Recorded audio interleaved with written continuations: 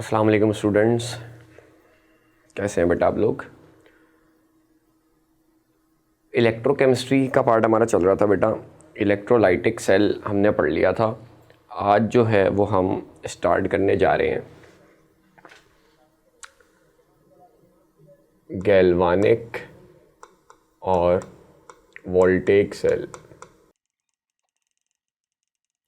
Galvanic और voltaic cell.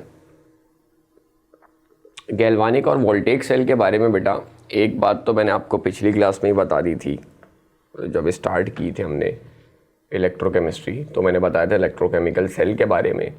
वहाँ मैंने बताया था दो तरह के होते हैं। तो मैंने बताया था गैल्वानिक सेल बेटा आपके वो होते हैं जिसमें आपकी क्या बताया था, केमिकल एनर्जी बेटा कन्वर्ट होती है किस में, इलेक्ट्रिकल एनर्जी में। ठीक है, इलेक्ट्रोलाइटिक सेल में बेटा आपकी इलेक्ट्रिकल एनर्जी कन्वर्ट हो रही थी केमिकल एनर्जी में। यहाँ पे आपकी केमिकल एनर्जी कन्वर्ट होती है इलेक्ट्रिकल एनर्जी में। जो जो बातें बेटा वहाँ लिखी थी ना उन सब का उल्टा होता रहेगा। वहाँ पे बेटा नॉन स्पॉन्टेनियस रिडॉक्स रिएक्शन हो रहा था, यहाँ पे आपका स्पॉन्टेनियस रिडॉक्स रिएक्शन होता है।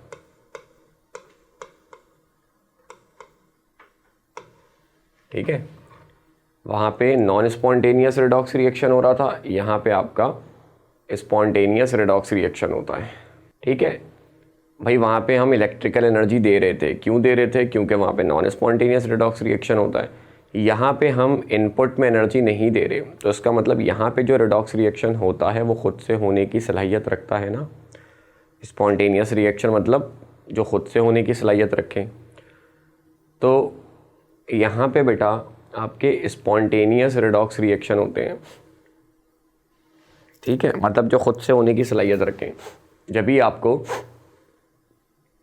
एनर्जी नहीं देनी पड़ रही इनपुट में उसको करवाने के लिए। ठीक है, और क्या लिखा था वहाँ हमने? अच्छा, स्पॉन्टेनियस रिएक्शन जब भी होते हैं तो बेटा मैंने कहा था डेल्टा जी आपका लेस देन ज़ीरो होता है। ठीक है, Gibbs free energy. Gibbs energy मैंने बताई थी वो एनर्जी जो यूज़फुल वर्क में कन्वर्ट हो रही हो। अब यहाँ पे सिस्टम अपने पास से एनर्जी को वर्क में कन्वर्ट कर रहा है। ठीक है, तो सिस्टम की एनर्जी कम होती जा रही है, तो Gibbs free energy less than zero होगी। जबकि नॉन स्पॉन्टेनियस में हम सिस्टम को एनर्जी देते थे, उसका कुछ पोर्शन वो काम में लगा रहा था, तो उसकी गिब्स फ्री एनर्जी बढ़ रही थी। खैर आगे चलते हैं। और बेटा वहाँ क्या बताया था मैंने, वो एंडोथर्मिक प्रोसेस था वहाँ पे। यहाँ पे बेटा एक्सोथर्मिक प्रोसेस होता है, क्योंकि वहाँ पे हम एनर्जी दे रहे थे, यहाँ पे एनर्जी रिलीज होती है। तो वो एंडोथर्मिक था, ये एक्सोथर्मिक है। और क्या क्या चेंज है बेटा?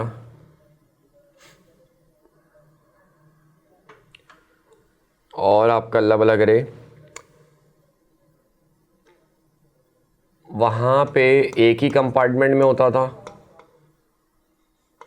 यहाँ पे एनोड अलग कंपार्टमेंट में होती है, कैथोड अलग कंपार्टमेंट में होती है। वहाँ पे सॉल्ट ब्रिज इस्तेमाल करने की नौबत नहीं आती, यहाँ पे सॉल्ट ब्रिज इस्तेमाल करना पड़ जाता है। क्यों पड़ जाता है वो जब पढ़ेंगे तभी देखेंगे उसको। और वहाँ पे एनोड पॉजिटिव थी बेटा, कैथोड नेगेटिव थी। यहाँ पे उल्टा होता है, एनोड नेगेटिव कैथोड पॉजिटिव। ऐसा क्यों होता है उसको भी अभी देख लेंगे। ठीक है, इस्तेमाल किया है गैल्वानिक सेल कहाँ इस्तेमाल होता है बेटा? जितने भी आपके सेल या बैटरी हो गई, ड्राई सेल आपका हो गया। ड्राई सेल मतलब वो सेल जो नॉर्मल हम इस्तेमाल करते हैं, घड़ी में डालते हैं, रिमोट में डालते हैं, ये सारे सेल ड्राई सेल मतलब नॉर्मल जो तोशिबा के कैमिलियन के सेल होते हैं। और lead storage battery. Lead storage battery बेटा गाड़ी की या यूपीएस की जो बैटरी होती है वो आपकी लेड स्टोरेज बैटरी कहलाती है। ठीक है, इसी तरह निकल कैडमियम बैटरी, मोबाइल या इस तरह की जो बैटरी होती है वो आपकी निकल कैडमियम बैटरी कहलाती है। फ्यूल सेल, ये सारे बेटा आपके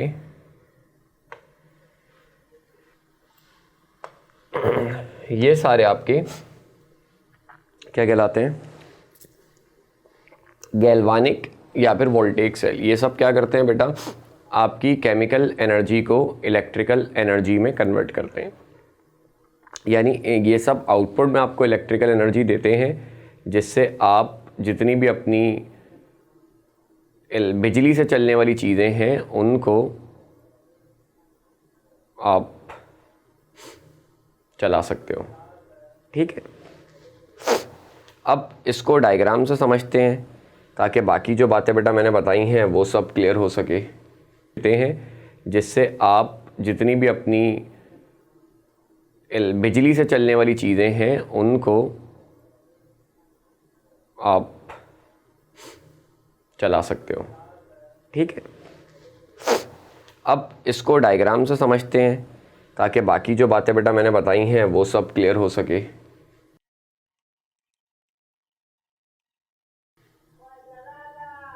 सही है, अब एक तरफ हमने डाल दिया एक प्लेट, 2 कंपार्टमेंट में होता है, दूसरी तरफ हमने डाल दी दूसरी प्लेट। ठीक है, और अब की बार इसको हमने कनेक्ट किया है किससे, गैल्वानोमीटर या वोल्टमीटर से, क्योंकि यहाँ पे हम इसको बैटरी से कनेक्ट नहीं करेंगे। यहाँ पे हमें बिजली देनी नहीं है, वोल्टेज देना नहीं है, यहाँ हमें आउटपुट में वोल्टेज मिलेगा। तो हमने एक ऐसी डिवाइस से कनेक्ट कर दिया है जो कि वोल्टेज को मेजर करे। ठीक है, गैल्वानोमीटर या वोल्ट मीटर से हमने कनेक्ट कर दिया। अब ये बेटा ये है जिंक की प्लेट और मान लो ये है कॉपर की प्लेट। ठीक है, अब जिंक और कॉपर बेटा इलेक्ट्रोकेमिकल सीरीज लास्ट क्लासेस में हमने पढ़ी थी, उसमें जिंक ऊपर आ रहा था, कॉपर नीचे आ रहा था। इसका मतलब इनके पोटेंशियल में डिफरेंस था। तो जिस तरह बेटा हम पढ़ते हैं ना, दो बॉडीज़ के बीच टेम्परेचर का डिफरेंस होता है, उनमें हीट एनर्जी का ट्रांसफ़र होता है। सही है, मतलब एक कमरे में गर्म चाय का कप ला के रख दूँ तो कप में से हीट निकल के कमरे में जाती है।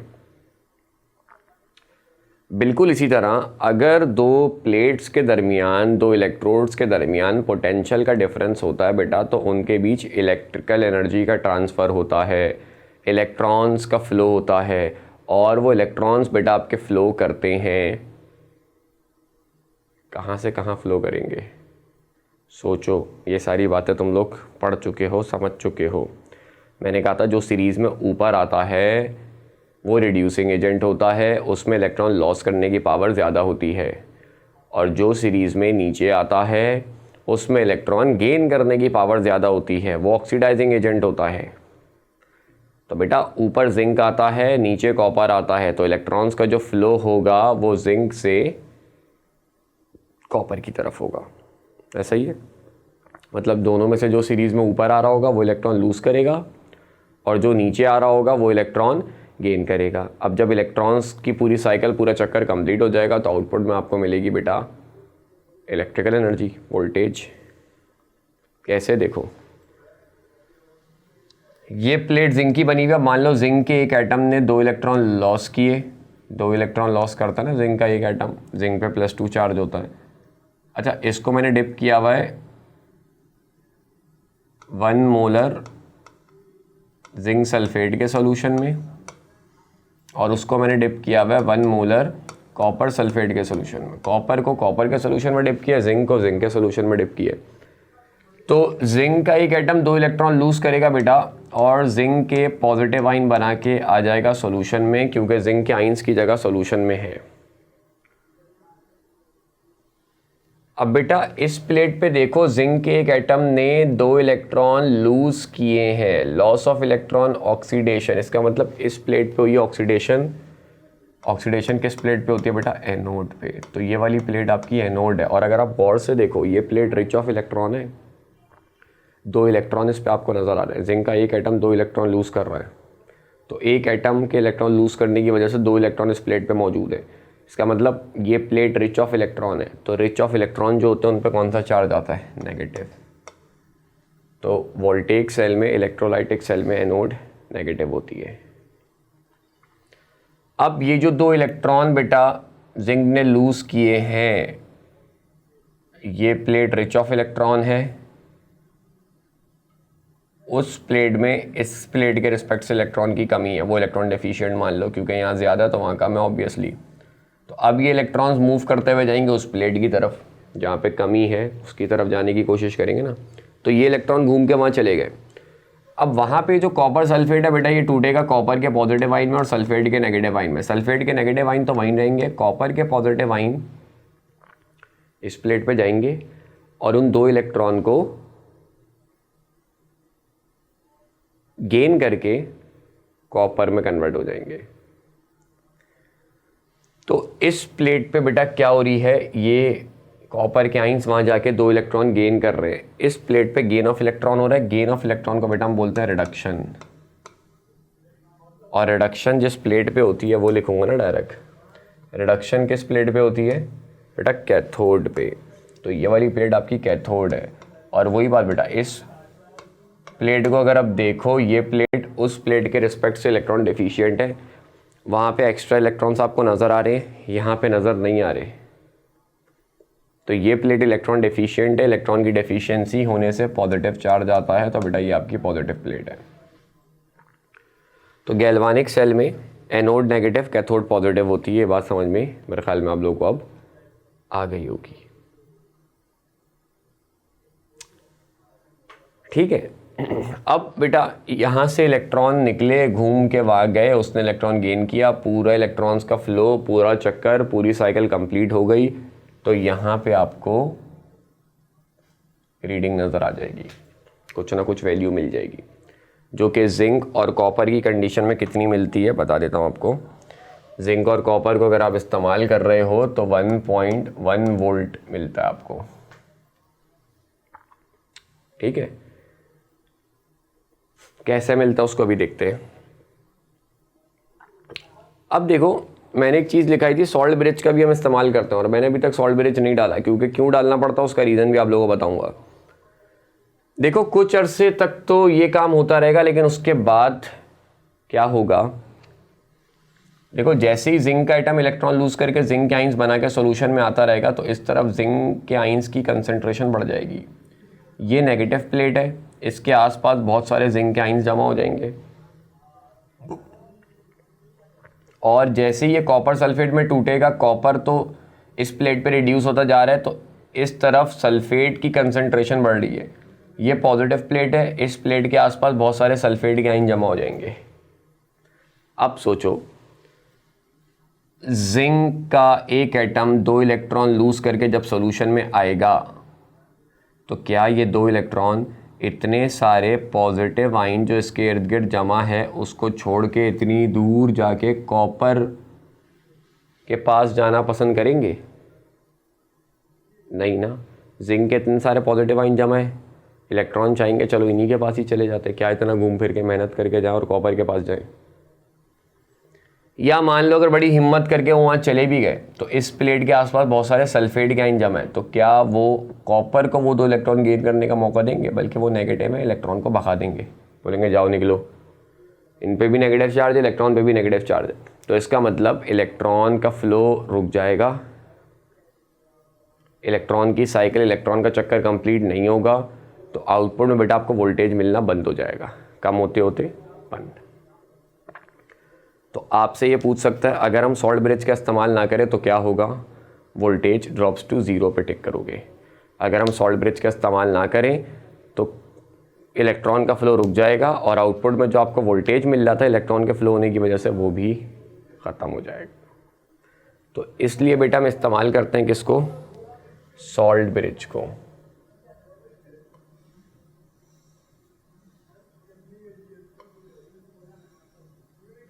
सही है, ये बना दिया मैंने सॉल्ट ब्रिज। ठीक है, सॉल्ट ब्रिज, नाम ही सॉल्ट ब्रिज है तो किसी सॉल्ट का बना होगा, KCl का बना हुआ है जैसे यहाँ मान लो, और जेली फॉर्म में होता है, जेल फॉर्म में होता है। सॉल्ट ब्रिज का फंक्शन क्या होता है बेटा? सॉल्ट ब्रिज का फंक्शन ये होता है, salt bridge maintains neutrality of solution.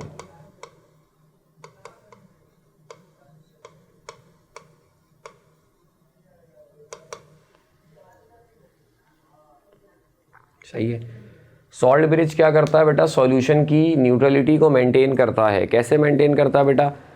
जैसे ही यहाँ जिंक का एक एटम 2 इलेक्ट्रॉन लूज करके जिंक के आइंस बना के सॉल्यूशन में आता है, तो वैसे ही वो क्या करता है, यहाँ से 2 Cl के आइंस नीचे गिरा देता है। तो Zn+2 और 2Cl माइनस मिल के ZnCl2 का सॉल्यूशन बना देंगे, जो कि डिज़ोल्व हो जाएगा इसमें, और इस तरफ जिंक के आइंस की कंसंट्रेशन नहीं बढ़ पाएगी। इसी तरह यहाँ से जब एक कॉपर जाके 2 इलेक्ट्रॉन गेन करेगा और यहाँ पे एक सल्फेट की कंसंट्रेशन बढ़ेगी, तो उसी वक्त वो क्या करेगा, एक सल्फेट आयन की कंसंट्रेशन बढ़ी है, उसी वक्त वो वहाँ से 2 पोटेशियम गिरा देगा, और ये मिलके K2SO4 बना लेंगे, जो कि इसमें डिज़ोल्व हो जाएगा, और यहाँ पे सल्फेट की कंसंट्रेशन नहीं बढ़ पाएगी। तो सॉल्ट ब्रिज न्यूट्रलिटी को मेंटेन करके रखता है। यहाँ पे इस प्लेट के आसपास पॉजिटिव आयन को जमा नहीं होने देता, और इस प्लेट के आसपास बेटा नेगेटिव आयन को जमा नहीं होने देता। तो इलेक्ट्रॉन्स का फ्लो बरकरार रहता है जब तक इन प्लेट्स में, इन सॉल्यूशंस में कुव्वत रहती है तब तक। सही है, वरना अगर आप सॉल्ट ब्रिज को इस्तेमाल नहीं करोगे तो फिर बहुत जल्दी ही, चाहे उनमें इलेक्ट्रॉन लूज़ करने की, गेन करने की प्लेट्स में, सॉल्यूशंस में सलाहियत हो, मगर उसके बावजूद भी आपका इलेक्ट्रॉन का फ्लो रुक जाएगा। सही है, तो सॉल्ट ब्रिज इस्तेमाल ना करने पे वोल्टेज 0 हो जाता है, और सॉल्ट ब्रिज क्या करता है, सॉल्यूशन की न्यूट्रलिटी को मेंटेन रखता है। पॉजिटिव आयन को यहाँ नहीं बढ़ने देता, यहाँ नेगेटिव आयन को नहीं बढ़ने देता, इलेक्ट्रॉन्स का फ्लो चलता रहता है, तो आउटपुट में आपको बेटा वोल्टेज मिलता रहता है। ये सॉल्ट ब्रिज का फंक्शन होता है। ठीक है, अच्छा, सॉल्ट ब्रिज को सॉल्ट ब्रिज भी कहते हैं, और एक और नाम भी इसको दिया जाता है पोरस पार्टीशन का। तो हो सकता है MCQs में पूछ लें कि भाई गैल्वानिक सेल में किसका इस्तेमाल ज़रूरी है, एक बोले सॉल्ट ब्रिज, एक बोले पोरस पार्टीशन, एक ऑप्शन बोले बोथ। तो बोथ मतलब दोनों में से किसी को भी आप इस्तेमाल कर सकते हो। पोरस पार्टीशन बेसिकली क्या होता है, सॉल्ट ब्रिज का ही काम करता है। मतलब यहाँ तो हमने अलग से कोई सॉल्ट इस्तेमाल किया, उसका ब्रिज बनाया है, तो वो एक तरफ पॉजिटिव आयन और दूसरी तरफ नेगेटिव आयन की कंसंट्रेशन को नहीं बढ़ने दे रहा। कैसे? जैसे ही यहाँ एक पॉजिटिव आयन मिलता है वो वहाँ से नेगेटिव आयन गिरा देता है, और जैसे ही यहाँ पॉजिटिव आयन बढ़ता है, सॉरी नेगेटिव आयन बढ़ता है, वहाँ से वो पॉजिटिव आयन गिरा देता है, सोल्यूशन आपका न्यूट्रल हो जाता है। पोरस पार्टीशन क्या करता है, मतलब जैसे मिसाल है, इन दोनों कंपार्टमेंट को हमने जोड़ दिए और इनके बीच में हमने मेम्ब्रेन सी कह लो या पोरस सा पार्टीशन हमने कर दी है। तो वो क्या करता है, आइंस को अलाउ करता है कि वो एक जगह से दूसरी जगह फ्लो कर सके, मूव कर सके। तो होगा कुछ यूँ, जैसे मान लो यहाँ जिंक की कंसंट्रेशन बढ़ गई, जिंक का एक आइन मौजूद है, वहाँ सल्फेट का एक आइन मौजूद है। तो अगर इनके बीच में मैं पोरस पार्टीशन करूँगा तो क्या होगा, जिंक का आइन यहाँ से फ्लो करते हुए, एक मिसाल है, वहाँ चला गया और मिलके जिंक सल्फेट बना लेगा, या सल्फेट का आइन को इधर मूव करा देगा तो वो मिलके जिंक सल्फेट बना देंगे, न्यूट्रलाइज हो जाएगा आपका सोल्यूशन फिर से। सही है, तो सॉल्ट ब्रिज ये काम करता है पोरस पार्टीशन की फॉर्म में अगर हम उसको इस्तेमाल करें तो। मतलब या तो अलग से कोई सॉल्ट आप इस्तेमाल कर दो तो वो इसके पॉजिटिव आइन को न्यूट्रलाइज करने के लिए उसका अपना नेगेटिव गिराएगा, और इसके नेगेटिव को न्यूट्रलाइज करने के लिए अपना पॉजिटिव गिराएगा, तो भी सोल्यूशन की न्यूट्रलिटी मेंटेन रहेगी। या बीच में पोरस पार्टीशन लगा दो तो भी वो क्या करेगा, यहाँ बनने वाले पॉजिटिव, यहाँ बनने वाले नेगेटिव को मूव अलाउ करेगा कि वो मूव करें और एक दूसरे से मिल जाए, तब भी सॉल्यूशन आपका न्यूट्रल हो जाएगा। तो नेक्स्ट में आई गेस ये सवाल आया था कि पोरस पार्टीशन या सॉल्ट ब्रिज का फंक्शन क्या होता है। तो एक ऑप्शन ऐसा था, अलाउ मूवमेंट ऑफ आइंस, तो कुछ इस तरह के ऑप्शन पे आप टिक करोगे। ठीक है। अच्छा, सॉल्ट ब्रिज के लिए दो कंडीशंस होती हैं। सॉल्ट ब्रिज, एक तो आप हमेशा देखो मैंने लिखा है KCl जेली फॉर्म में इस्तेमाल करते हैं। सही है। सॉल्ट ब्रिज जो है बेटा वो हम जेली फॉर्म में इस्तेमाल करते हैं। जेली फॉर्म से मुराद ये बिल्कुल वो एक्वस नहीं होना चाहिए, बिल्कुल पानी पानी ना हो। क्यों? अगर बिल्कुल पानी पानी होगा तो देखो बेटा, अगर जिंक के पॉजिटिव आयन को न्यूट्रलाइज करने के लिए सिर्फ 2 Cl चाहिए तो हो सकता है 2 की जगह ज़्यादा गिरा दे। एक्वस फॉर्म में है ना, तो काफ़ी सारे आयन धड़ाधड़ एकदम से अचानक से आ जाए तो फिर न्यूट्रलिटी ख़राब हो जाएगी। यहाँ Cl नेगेटिव आयन बढ़ जाएंगे, एक मिसाल है, उससे मसला होगा।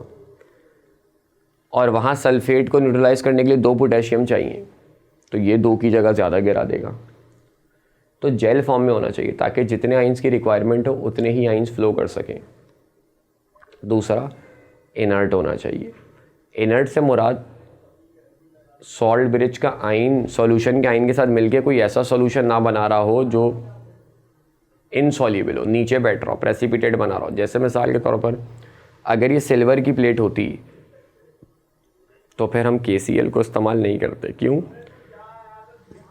Ag पॉजिटिव आइन अगर इधर आपको मिल जाते तो फिर वो Cl के साथ मिलके बेटा बना देते AgCl के प्रेसिपिटेट।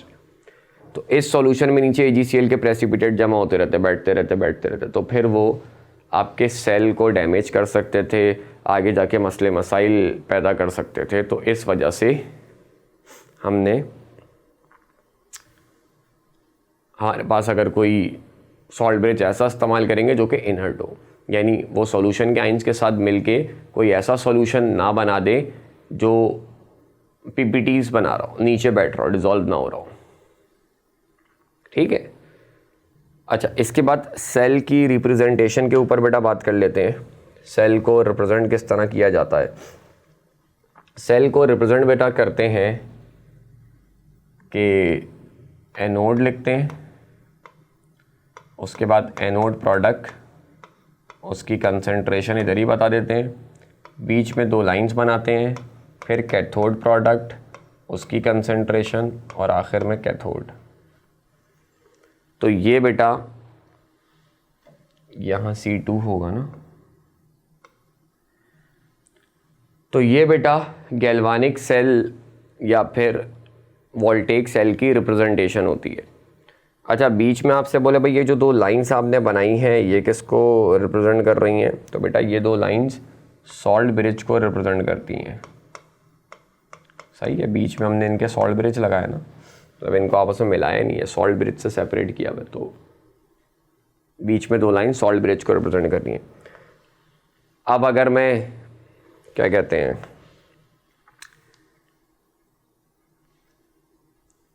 इस सेल के लिए इक्वेशन अगर मैं बनाने की कोशिश करूं, सबसे पहले आएगा बेटा एनोड। एनोड किसका बना हुआ है? जिंक। तो सबसे पहले आ जाएगा जिंक। सही है। उसके बाद एनोड प्रोडक्ट, एनोड से क्या निकल रहा है, ये एनोड पे क्या जा रहा है? तो एनोड से क्या निकल रहा है बेटा?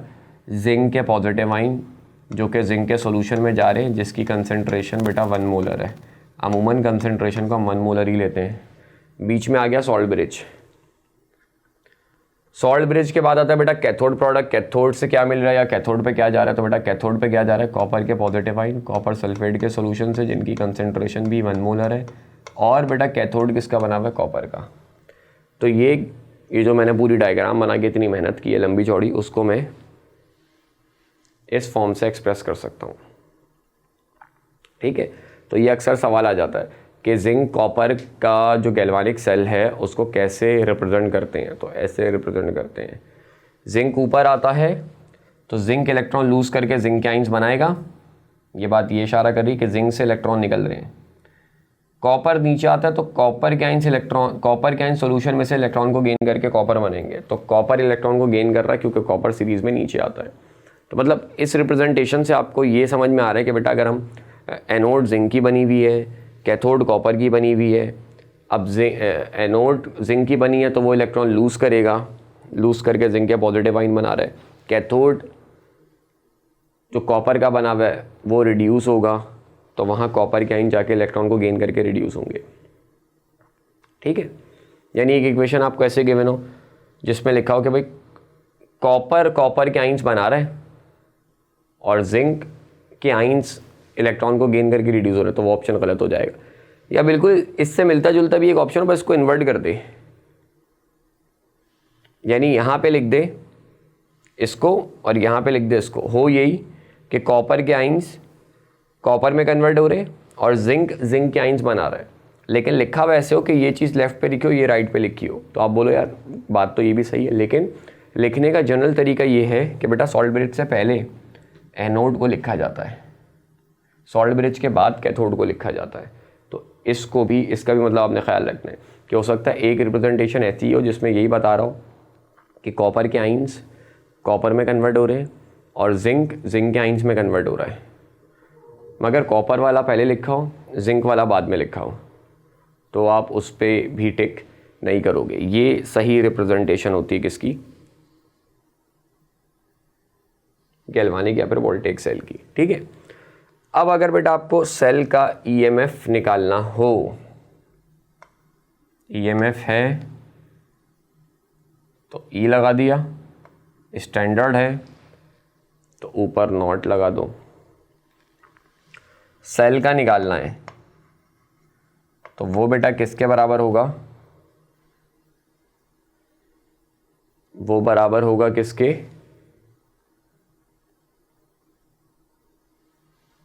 इस साइड पे हो रही है बेटा ऑक्सीडेशन, उस साइड पे हो रही है रिडक्शन। ठीक है, दो काम हो रहे हैं, मतलब एक मिसाल है, आप दो काम कर रहे हो, सही है। जैसे मैं दो काम कर रहा हूँ, एक मिसाल है, एक पढ़ा रहा हूँ, एक कुछ और काम कर रहा हूँ, तो मैं कहूँगा मेरे पास टोटल जो इनकम आ रही है वो कैसे आ रही है? कुछ पढ़ाने की वजह से आ रही है और कुछ जो मैं एक मिसाल है दूसरा काम कर रहा हूँ उस वजह से आ रही है, ऐसा ही है। तो बिल्कुल वही सीन है। टोटल मैं कहूँ टोटल वोल्टेज जो मुझे मिल रहा है वो कैसे मिल रहा है? थोड़ी सी ऑक्सीडेशन हो रही है और थोड़ी सी रिडक्शन हो रही है। तो कुछ वोल्टेज मुझे मिल रहा है ऑक्सीडेशन की वजह से, कुछ वोल्टेज मुझे मिल रहा है रिडक्शन की वजह से। तो सेल का जो वोल्टेज बेटा आपने टोटल निकालना हो वो आप कैसे निकालते हो? ऑक्सीडेशन और रिडक्शन पोटेंशियल को क्या करते हो? जमा करते हो। ऑक्सीडाइज कौन हो रहा है बेटा? जिंक का ऑक्सीडेशन पोटेंशियल 0.76 होता है। ये हमारे कोर्स में भी है तो उसको याद भी कर लेना, हो सकता है अचानक से पूछ ले, क्योंकि बुक लाइन के भी एमसीक्यूज आ जाते हैं अक्सर, नस्ट में, पीएमसी में, एनईडी वगैरह में नहीं आते, एकेयू में भी नहीं आते, नस्ट में और पीएमसी में इस तरह के सवाल आते हैं। अचानक से बोल देगा भाई जिंक का ऑक्सीडेशन पोटेंशियल कितना होता है, तो क्योंकि हमारे कोर्स में पूरा इसका निकाला गया, नेक्स्ट वीडियो में हम देखेंगे भी उसको निकाल के, तो 0.76 होता है। कैसे होता है वो हम देखेंगे उसको। प्लस रिडक्शन किस में हो रही है बेटा? कॉपर में। कॉपर का रिडक्शन पोटेंशियल 0.34। इन दोनों का बेटा हमारे कोर्स पर पूरा बाकायदा निकाला गया है, सिंध बोर्ड हो, पंजाब बोर्ड हो, फेडरल बोर्ड, जिसमें भी, सब में निकाला गया है। तो कैसे इनका क्या होता है, एटलीस्ट इनकी वैल्यू आप याद रखना। किसका ज़्यादा किसका कम होता है वो तो इलेक्ट्रोकेमिकल सीरीज से आप बता सकते हो, किसका नेगेटिव होगा किसका पॉजिटिव होगा। वैल्यूज़ इन दो की याद रख लो बस, जिंक की 0.76 ऑक्सीडेशन पोटेंशियल की और कॉपर की रिडक्शन पोटेंशियल की 0.34। ऐड कर लोगे कितना आ जाएगा? 1.1 वोल्ट। तो यही मैंने कहा बेटा, सेल पे जो रीडिंग आ रही होती है वो 1.1 वोल्ट आ रही होती है। क्योंकि वोल्टेज कम है इसीलिए मेजर करने के हमने गैल्वानोमीटर लगाया। फिजिक्स में आप पढ़ते हो गैल्वानोमीटर सेंसिटिव होता है, ज़्यादा वोल्टेज आ रहा हो तो फिर आप वोल्ट मीटर से मेजर करते हो, गैल्वानोमीटर से नहीं करते। तो ये सवाल भी आ सकता है कि गैल्वानिक सेल या वोल्टेक सेल में आप वोल्टेज किससे मेजर करते हो? तो गैल्वानोमीटर ज़्यादा बेस्ट ऑप्शन रहेगा। वोल्ट मीटर बनाने के लिए मेहनत करनी पड़ेगी, जब कम ही वोल्टेज है तो वोल्ट मीटर बना के क्यों, आप उससे वोल्टेज मेजर, कम ही मिल रहा है तो गैल्वानोमीटर से मेजर कर लेते हैं। ठीक है बेटा, तो ये हमने गैल्वानिक सेल और वोल्टेक सेल पढ़े। अब हम नेक्स्ट लेक्चर में, नेक्स्ट वीडियो में बेटा ये पढ़ेंगे कि जो जिंक का ऑक्सीडेशन पोटेंशियल 0.76 है ये कैसे है, और कॉपर का जो रिडक्शन पोटेंशियल है 0.34 ये कैसे है। तो फिलहाल बेटा इस लेक्चर को, इस वीडियो को यहीं पे एंड करते हैं। नेक्स्ट वीडियो में आपसे मुलाकात होगी। अपना ख्याल रखना। अल्लाह हाफ़िज़।